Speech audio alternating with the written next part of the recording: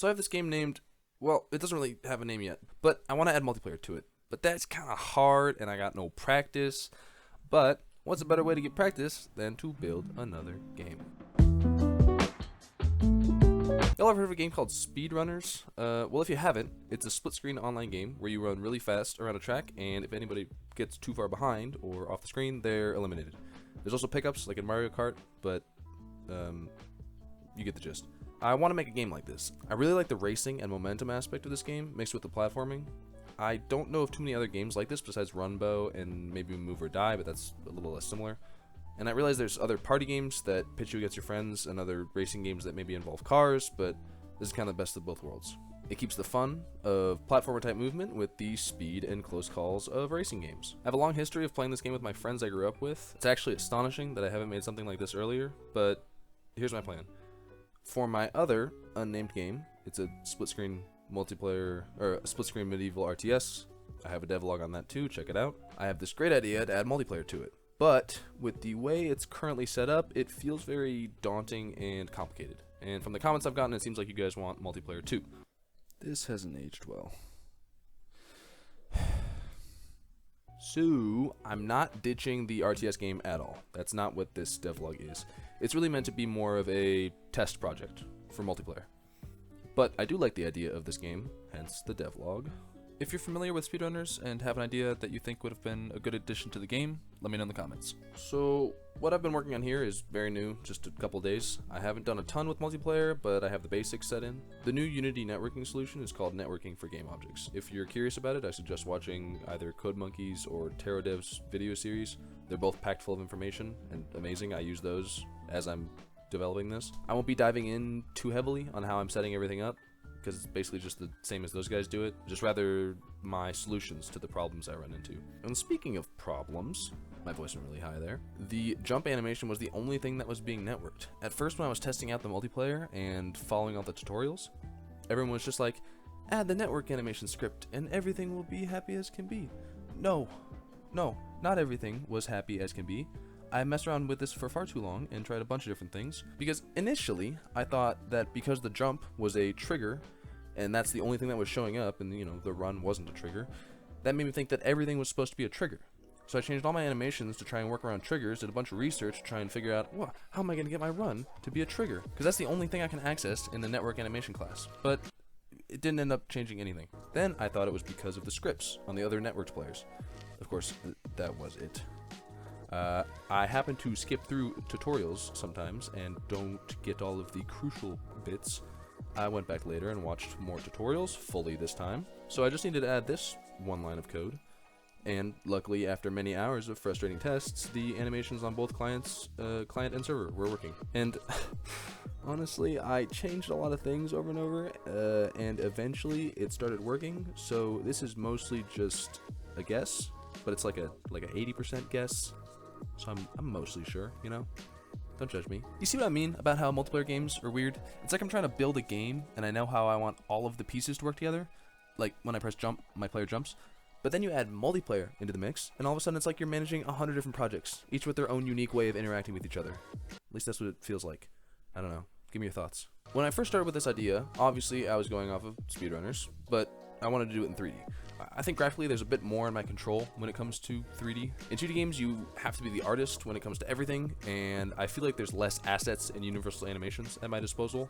And because I'm a solo developer, I need all of the assets I can get my grubby hands on. Like, if I want to make a player run, I just need to find a rigged 3D model, which there's thousands of, free or not free, and apply a run animation I want to it. I mean, any animation at all will probably work.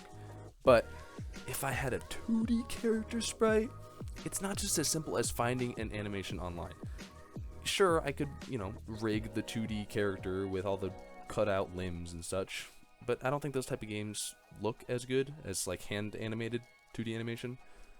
So if I did go with a 2D game, I would want to hand animate everything or pay someone to do it. I don't know. I'm not going to do that.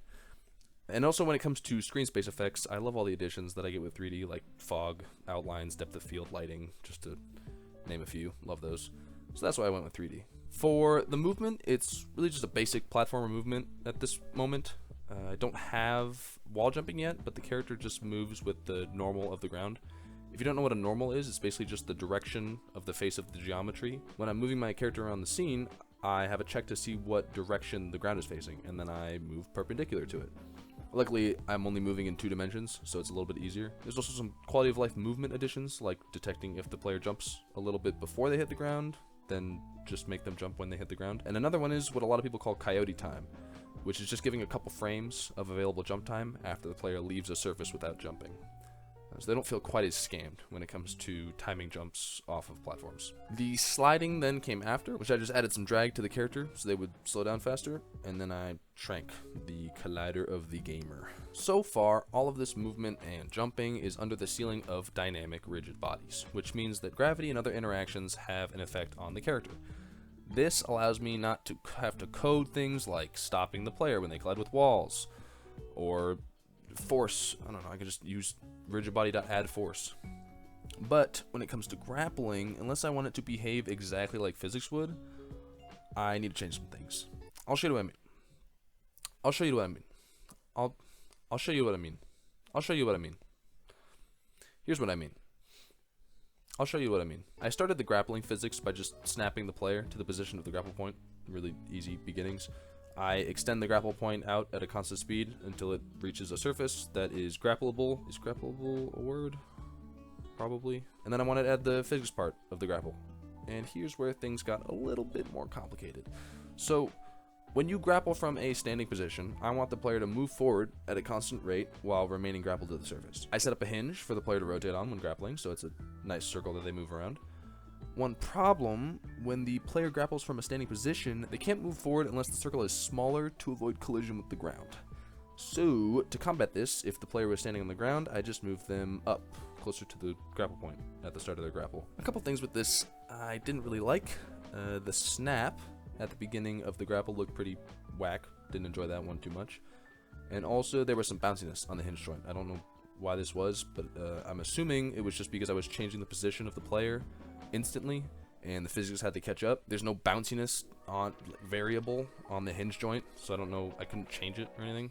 And with that little bit of bounciness in the dynamics of the character, you could create a small exploit where you could use that bounciness to launch yourself forward really fast. So that was also not very cool.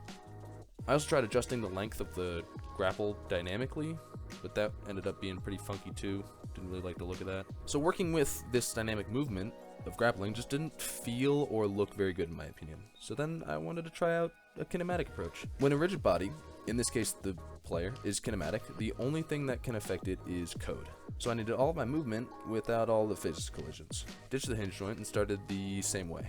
Just when I find the position that I'm supposed to grapple from, rotate the player along that circle. The part that I like here is that I can control the grapple the entire way through. I don't have to care about gravity or momentum anymore because I can just adjust it after the grapple is finished. I can just take my velocity when I start the grapple and do some calculations and have a velocity after I finish grappling. Everything in between I can just handle on my own. So I just rotate the player along the circle. And because I'm moving in a kinematic way now, the collisions don't matter anymore. I phase right through game objects. So the way I combat the collision with the floor is that when I'm grappling, I send a ray in the direction that I'm headed along the circle. And if that ray hits the ground, I keep my player traveling straight forward instead. If it doesn't hit the ground, that means I have nothing in my way, and I can travel around in a circle like normal.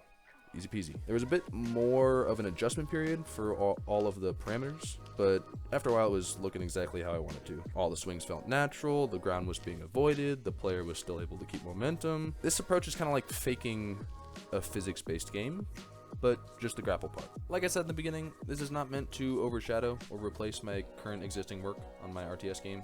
It's just meant as a tester project. Also, I'm allowed to have 2 projects. I can manage my time. Kinda, maybe. I don't know. Maybe.